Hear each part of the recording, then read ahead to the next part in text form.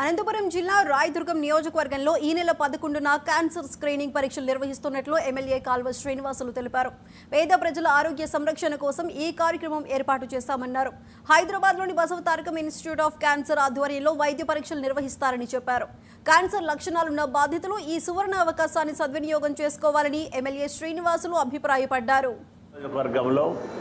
Cancer లక్షణాలు కలిగి ఉన్న వారెవరైనా సరే సుదూర ప్రాంతాలకు వెళ్ళి సదరు పరీక్షలను చేసుకోవడానికి వ్యయ ప్రయాసలకు గురి కావాల్సిన అవసరం ఉంటుంది. కాబట్టి రాయదుర్గం పట్టణంలోనే ఈ నెల 11వ తేదీ క్యాన్సర్ స్క్రీనింగ్ టెస్టులను నిర్వహిస్తూ ఉన్నాం.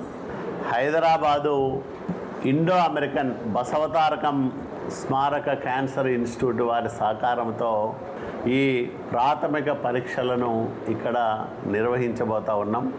కాబట్టి ఎవరైనా క్యాన్సర్ నిర్ధారణ చేసుకోవాలనుకుంటే వాళ్ళందరూ కూడా ఈ నెల 11వ తేదీ ఉదయం 9 గంటలకి గవర్నమెంట్ హై స్కూల్ కనేకల్లు రోడ్డులోని గవర్నమెంట్ హై స్కూల్ ఆవరణలో వాళ్ళ పేర్లు నమోదు చేసుకొని అక్కడే జరిగే క్యాన్సర్ పరీక్షా కేంద్రంలో టెస్టులు చేసుకోవాలని నేను విజ్ఞప్తి చేస్తూ ఉన్నా.